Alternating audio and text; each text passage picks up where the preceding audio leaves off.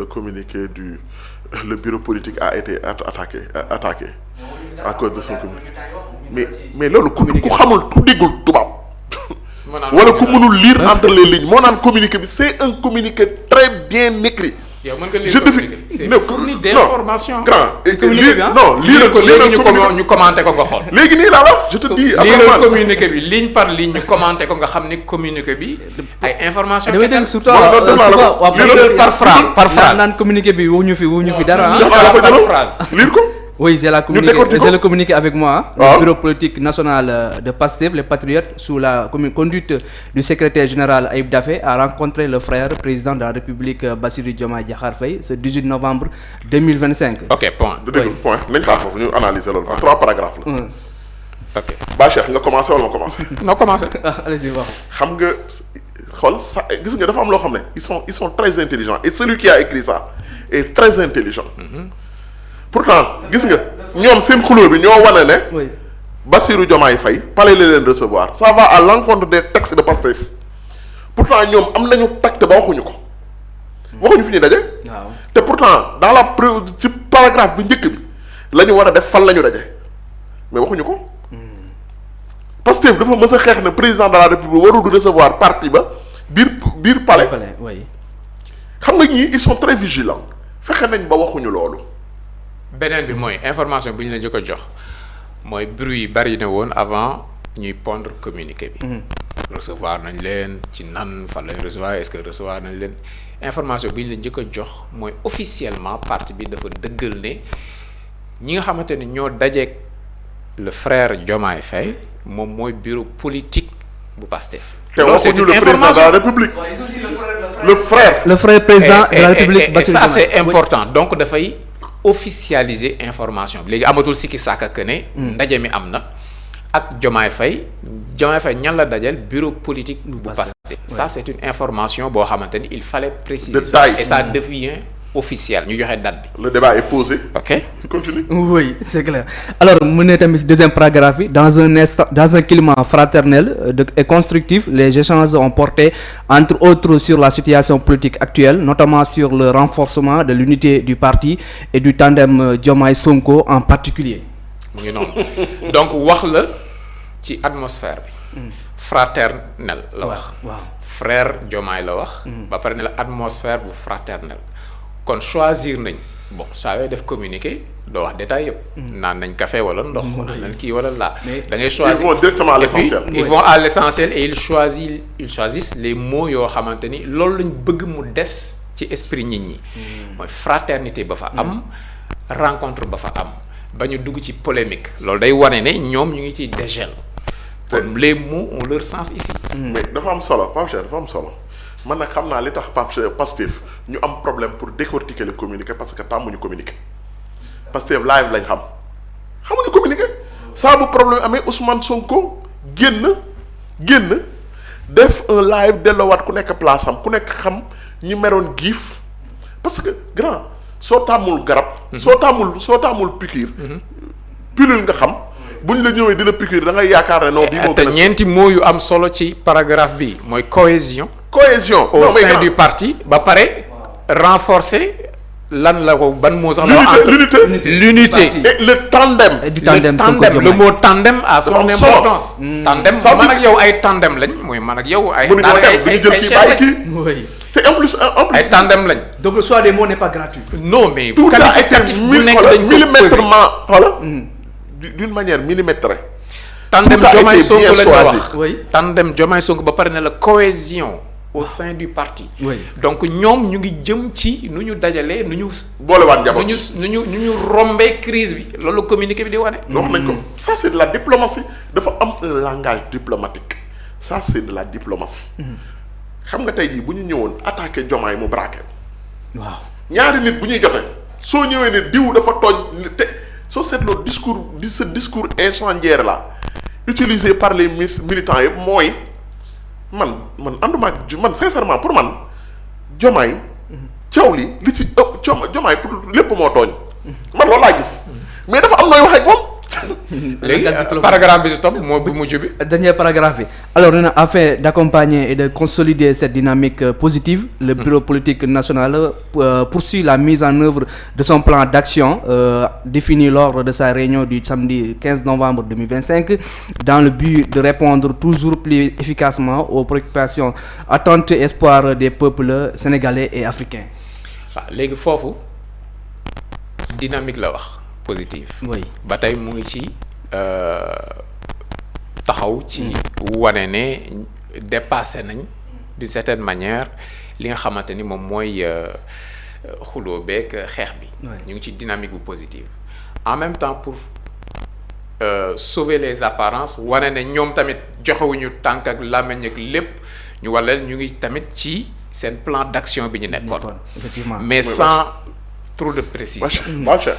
mais malheureusement après communiqué bu mel ni boo amee ay militants yu mel ne Cheikh Bara bu ñu génnee da ngay obligé keneen ci mouvance présidentielle bi comme Rose. oui Marie-Rose. mu ñëw tamit pour repréciser. et ça part en vrille. c'est gis nga yàq lépp. non dafa am lu am solo. ils ont parlé entre les lignes c'est-à-dire dafa am loo xam ne c'est un langage diplomatique ce communiqué là est très court mais très précis. oui non gis nga xam nga problème bi li ci am solo nee nañ lañ xalu déglu nee na afin d'accompagner et de consolider cette dynamique positive.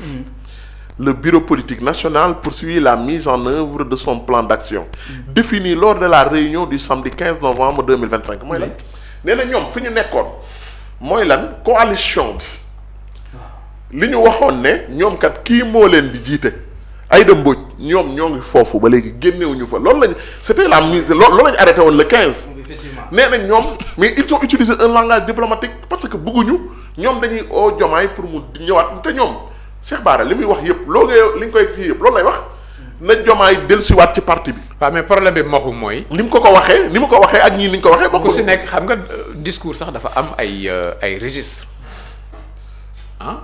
kii day waxee ci level bi kii waxee ci level bi. littérature boo koy def boo nekkee 6e bokkul ak boo nekkee première année université lettres modernes bokkul. donc registre de langue bokkuñu. dafa am solo. capacité d'analyse yi bokkuñu.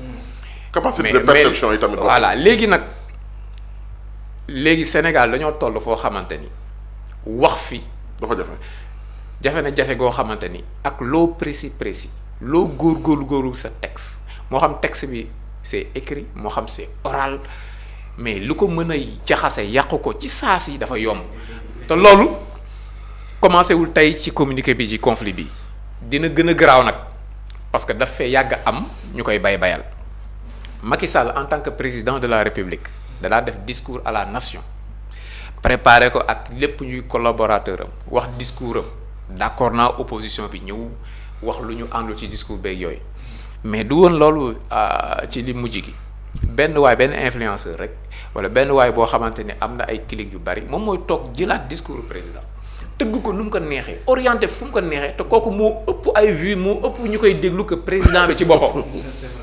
léegi loolu moom il a été victime de ça képp ku fi doonati kilifa tu seras victime de la même situation moo xam kilifa diine nga moo xam président nga moo xam premier ministre nga moo xam ab parti politique nga moo xam entraîneur football nga ku fi wax su wax lu mu am fulla benn waay mooy ñëw jaxase wax ji indi ko yóbbu ko feneen mais ba ci sport bi noonu la da ngay gis benn journaliste sportif boo xamante ni mais li muy wax déggul football xamul lu muy wax sax entraîneur day wax waxam mu ñëw ak conviction boo ko neex te kooku ñuy gën a déglu ko entraîneur bi malheureusement nag bon foofu lañ tolloo dafa te c'est très important xam nga Idrissa Seck dafa doon wax ses militants Idrissa Seck nag Ousmane Sonko bokk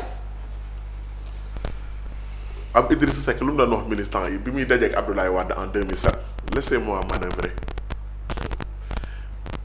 Je demande aux militants de Pastef de laisser Ousmane Sonko manœuvrer xam na fi parce que coow li moo fi nekk nii mais Ousmane Sonko Diomaye li muy def ñoom ñuy wax ni yëpp kenn amu si tous les éléments. non li Ousmane Sonko am ci élément de relation moom ak Diomaye. Sonko am na loo xam ne du la ko wax ci histoire bi. Diomaye am na loo xam ne du la ko wax. Sonko li après seen pouvoir sax. lenn lii nga koy livre blanc.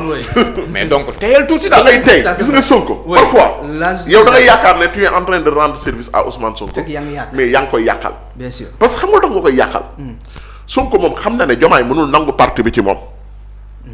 là moom c'est at yi mu soxla at yi mu soxla. même 50 ans yi ñuy wax Diomaye mënul foqati parti bi ci Sonko pour dire man je te donne ça je fais une analyse juste politique. Sonko xam na ne en dehors Sonko boo ci génnee militants yi même ab sous-préfet mën na koo sonal. waaw chef de quartier sax mën na koo sonal. militants yi ñoom ñooy sa force. mais xam na ne militants yi ñooy force am. Sonko boobu ba léegi la set ba léegi Sonko man je demeure convaincu xaw ma nag ça c'est juste personnel Sonko ba muy demander congé dégg naa ñuy wax saan sa te feebarul ak yooyu congé du ko ku feebar rek la. parfois di nga soxla mais Youssou Ndour en tant que ministre nii dañ koy fàtte Youssou Ndour bi TFM di takk di xuloo ñii di dem Youssou Ndour avait demandé un congé ñu may ko mu defaraat société.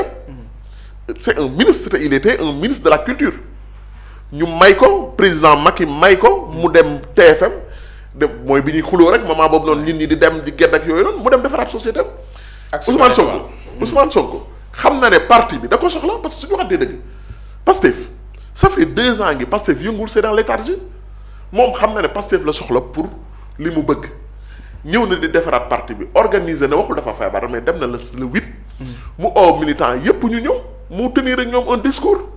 et puis benn détail bu important foofu. oui le fait que mu écourté congé parce que le 21 lañ doon wax la war a reprendre. oui. mais écourté na ko ba fekkee. conseil des ministres bu mujj bi. oui. mais loolu. c'est symbolique. mais loolu moo ëpp 1000 mots yu mu doon wax. c'est vrai. loolu moo gën a dis live. loolu dafay wane ne moom mu ngi ci. dans les dispositions de continuer c'est vrai. jàmm mu ngi bëgg a rapproché wu ak Diomaye Faye mu ngi bëgg jàmm dellu si mu ngi bëgg ñu dépasser crise bi loolu lay wane. boo gisee ku mel ne Guirassy ñëw na surfer ci loolu wax ne mosul gis atmosphère bu mel noonu. donc mais Baye Cheikh mais Diomaye bu leen fàttali même Diomaye disposition yi Sonko nekk pour ñoom ñaar ñu daje au moins ñu mettre seen ego de côté mais pour man Diomaye ci la nekk. ba pare ñu la yore seen essence rek di sotti rek. mais Diomaye qu'est-ce qu'il a fait non Diomaye qu'est-ce qu'il a fait. Diomaye musul recevoir le bureau parti politique ba mu commencé ba mu nekkee en 2 ans de pouvoir musul leen recevoir. recevoir na leen biir palais. oui biir palais leen recevoir kon Diomaye au moins loo ci mën a dégg ba ma dégg. il est dans des dispositions xool naka la ñuy dépasser crise bi. léegi nag. oui kilifa doo ko ne doxal doxi jàmm. doxal jubóo nekk leader militant yu Pastef neex na lool. parce que am ci na engagement militant yu engagé wu. yu dynamique mais tam metti na lool. dafa métti ah. non Pastef c'est lépp métti. dafa métti Pastef c'est lépp. bu ma déggee ñoom ni yàlla Alban non waxee ma xam ne. Pastef moom. oui dama ne la tur day juuy ci borom Pastef ni leen yi ñoom ki wuyu Ousmane Sonko xaw ma kan moo lijjanti indi tur Pastef. mais juumul mais dafa am solo parce que xam nga Pastef. oui tur bi daf leen di topp pour ñu jot nguur gi dafa métti. sama benn copain xool toog na ba si yàgg mu ne nii jour bi Ousmane bi ñu ñëw Ousmane Sonko ak Diomaye dañoo xuloo dafa feebar mu toog ba suñu yàgg mu ne billaahi nekk militant Pastef métti na mais xoolal non loo xamante ni dans un parti normal. lii c'est même pas une crise mais yow kii il détient toujours son parti 99,99% de Pastef est fidèle à Ousmane Sonko. foofu laay mais y a pas de danger boobu. oui boo xoolee parce que comparaison yi mënul ñàkk quoi premier ministre la ak président. boo xoolee Idi bi crise bi commencé di couver ci PDS ñuy déséquiser poste yeeg yooyu. déséquisation. dafa am loo xam daf ko wax insister ci c'était pour rassurer Abdoulaye Wade bokk na ci li mu doon wax. man je suis à sa disposition moom mooy xool fan la may teg waxuma ay premier ministre ak nangama parce que boobu ñu ko doon jiiñ ne dafa bëgg fauteuil mu ne su ma tegoon sax ci benn bunt boo xamante ni man sama rôle rek mooy di ubbi bunt bi ku dugg di tëj dugg man damay taxaw foofu di ubbi di tëj di ubbi di tëj gis nga loolu la wax waaw pour je m'en souviens. wàcce la tension mais taxul nit ñi dañu continuer. mais yow léegi yow sa premier ministre bi nga xamante ni moo fi nekk yow mu ngi teg ay actes yoo xamante ni pour désamorcer bombe bi la. yow nga jël sa essence. naka da ngay xeex par nekk si ginnaaw di sotti di sotti rek di taal mais ça va. day compliqué day c'est un peu compliqué te loolu ça sert même pas Ousmane Sonko. très bien ñu parce que xam nga dama ne ma jégalu. maa ngi jégalu. xam nga pourquoi ma ne la ça sert pas Ousmane Sonko. Ousmane Sonko man Sénégal boo koy xas ñëpp franc parler nga koy xas. waaw li mu bëgg a wax da koy wax langage de vérité bu muy tenir. gis nga dafa am en football ce qu'on appelle un jeu sans ballon. ñiy football ak Messi wala ñiy seetaan Messi xam nañ le jeu sans ballon. du chaque jour da ngay wax. parfois nga noppi la force du silence. C'est ce qu'on appelle un silence bavard. très bien Ousmane Sonko bu noppee waxul ci Diomaye dem congé ñu naan moo ngi fii ak moo ngi Casamance ak moo ngi Ziguinchor. am na lu muy joué mais da ngay def bu joué sans ballon tey jii nu mu tuddati Sadio Mané bu joué sans ballon romb bal bi dem mais xam na ne dafa bëgg ki ci ginnaaw jël. waaw mais bu dee ki jëlee sans ballon nga topp ko yow. da ngay xam ni ngay def nécessairement ça demande de décortiquer. Très bien alors dañuy continuer ak yow wala Baye Cheikh. gis nañ aussi tamit li président Diomaye wax xëy na tamit mu jur un peu polémique lu mu wax ci rapport IGE bi nga xam ne nii moo épinglé Mimi Touré mu jàpp ne c'est un rapport commandité est-ce que tamit loolu mënul jeter le discrédit sur les organes de contrôle. bon rapport boo gis dañ ko commandité de.